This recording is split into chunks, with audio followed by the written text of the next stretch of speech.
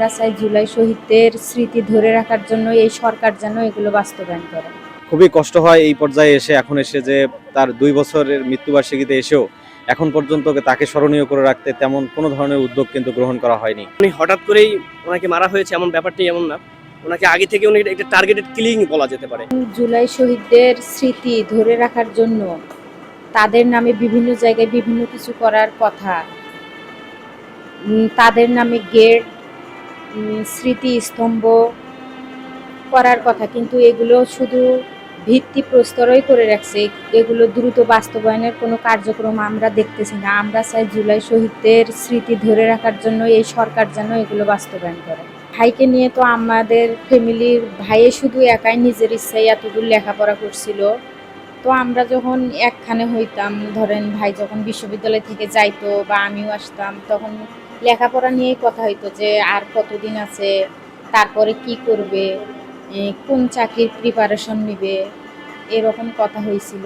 তো তার সঙ্গে আমার সবচেয়ে শেষ কথা হয়েছিল যে সে যেন বিসিএস-এ পরীক্ষা দেয় বা টেকে বিসিএস কর্মকর্তা হয়, এটা আশা ছিল আমাদের। আবু সাইদ ভাই নিজের ক্যাম্পাস বেগম রোকেয়া বিশ্ববিদ্যালয়, এই বিশ্ববিদ্যালয়েও ওনাকে যেভাবে সম্মান দেওয়া উচিত ছিল একেবারে তা দেওয়া হয়নি।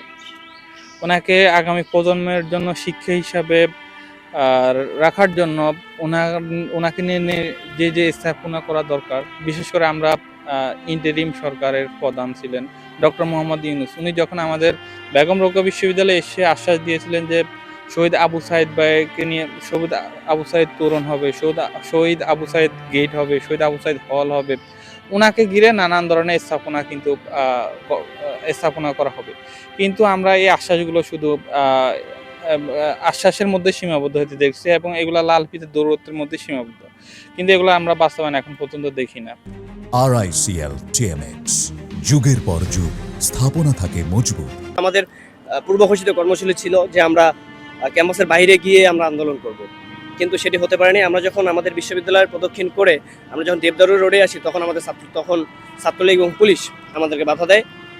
এক পর্যায়ে আমি যেহেতু সবসময় স্লোগানে দিতাম, তো রিক্সার উপরে আমি ছিলাম, আমাকে এক পর্যায়ে সেই সময় ছাত্রলীগের একজন আমাকে নামিয়ে আমার যে মার্কশিটটা ছিল স্লোগানের সেটাকে ছিঁড়ে দেয়, একদম ছিঁড়ে দেওয়ার পরে এবং আমাকে মারপিট করা হয়। আমার ফোনটা পর্যন্ত ওরা ছিনিয়ে নিতে ধরছিল প্রমেল বড়ুয়া সহকারে। তখনই আবু সাইদ ভাই আমার পিছন দিক থেকে উনি আমাকে রক্ষা করেন এবং আমার ফোনটা ছিনিয়ে নেওয়া হতে রক্ষা করেন। আর এই কেন উনি আমাকে রক্ষা করতে আসলেন এই বিষয় নিয়ে ছাত্রলীগের সাথে একটা ধরপাকড় শুরু হয়েছে এবং ওনাকে সে সময় মারা হয়, থাপ্পড় দেওয়া হয় এবং ওনার যে গলা চিপে ধরার যে ব্যাপারটি সেই দিনেই ঘটে থাকে। উনি এটা বলেছিলেন যে আমাকে গলা চিপে ধরে 11 তারিখে উনি বলেছিলেন এই ব্যাপারটি। তো তখন থেকে আর কি আমরা কয়েকজন টার্গেটেড হয়ে যাই ছাত্রলীগের কাছে, যেটি 16 জুলাই এই টার্গেট। উনি আসলে আমি বলতে চাই 16 জুলাই শুধুমাত্র ওনাকে যে উনি হঠাৎ করেই ওনাকে মারা হয়েছে এমন ব্যাপারটি এমন না, ওনাকে আগে থেকে উনি একটা টার্গেটেড কিলিং বলা যেতে পারে। শুরু থেকেই উনি ছাত্রলীগের একটা রোশানলে পড়ে যান সে আন্দোলন শুরুর দিক থেকেই। আমি দেখেছি প্রমেল বড়ুয়ার সাথে ওনার বারবার একটা বাকবিতণ্ডা হতো। এইগুলো থেকেই ওনাকে আর কি শুরু থেকে হত্যাযোগ্য করে তোলা হয় এবং 16 জুলাই যেটিকে আমরা দেখতে পাচ্ছি তার দুহাত প্রসারিত করে তার শহীদ হওয়ার যে চিত্রটি, যেদিকে আমাদের নাড়িয়ে দিয়েছিল সারা বাংলাদেশ ব্যাপী, যার ফলশ্রুতিতে আমরা পেয়েছি নতুন একটি বাংলাদেশ। শহীদ আবু সাইদ ভাইয়ের একটি ঘটনা আমার সব থেকে ভালো মনে পড়ে, সেটি হচ্ছে 12 তারিখ যখন আমরা সমন্বয়ক প্যানেলকে নতুন করে সাজাতে স্বাধীনতা স্মারক মাঠে বসেছিলাম, তখন উনি সামন থেকে এসে বলছিলেন যে কারা এই মিছিলের সামনে থেকে মৃত্যু ভয়কে উপেক্ষা করে সামনে মিছিলকে এগিয়ে নিয়ে যেতে পারবে তারা সামনে আসো। এবং আবু সাইদ ভাইয়ের যে এই দৃঢ়চিত্ত মনোভাব, শুধুমাত্র সে নিজে উপস্থিত থেকে নয়, সে টিউশনের টাকা জমিয়ে পর্যন্ত আমাদেরকে এই অভ্যুত্থানের এই আন্দোলনে অর্থ সহযোগিতা পর্যন্ত করেছে। খুবই কষ্ট হয় এই পর্যায়ে এখন এসে যে তার 2 বছরের মৃত্যুবার্ষিকীতে এসেও এখন পর্যন্ত তাকে স্মরণীয় করে রাখতে তেমন কোনো ধরনের উদ্যোগ কিন্তু গ্রহণ করা হয়নি। বিচারের রায় প্রকাশ হলেও আমরা সেই রায় কিন্তু কার্যকর এখনো হতে দেখিনি এবং অনেক পলাতক আছে যারা বিভিন্নভাবে সামাজিক যোগাযোগ মাধ্যম ব্যবহার করে শিক্ষার্থীদের বিব্রত করছে, তাদেরকেও কিন্তু এখন পর্যন্ত গ্রেপ্তার করা হয়নি।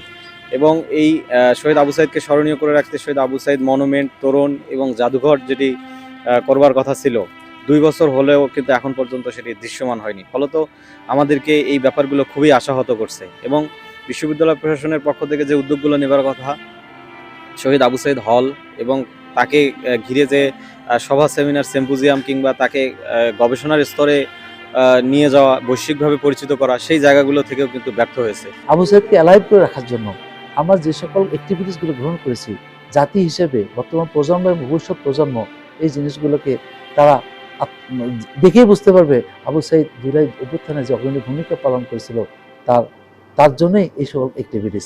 দ্বিতীয়ত হলো যে কাজগুলো আবু সাইদ গেটটা স্মরণ করে দেবে আবু সাইদ কে ছিল, আবু সাইদের জাদুঘর বলে দেবে আবু সাইদ কে ছিল, আবু সাইদের নাম ফুটবল টিম হচ্ছে, আবু সাইদের নাম কর্নার হচ্ছে, আবু সাইদের নামে হল হবে।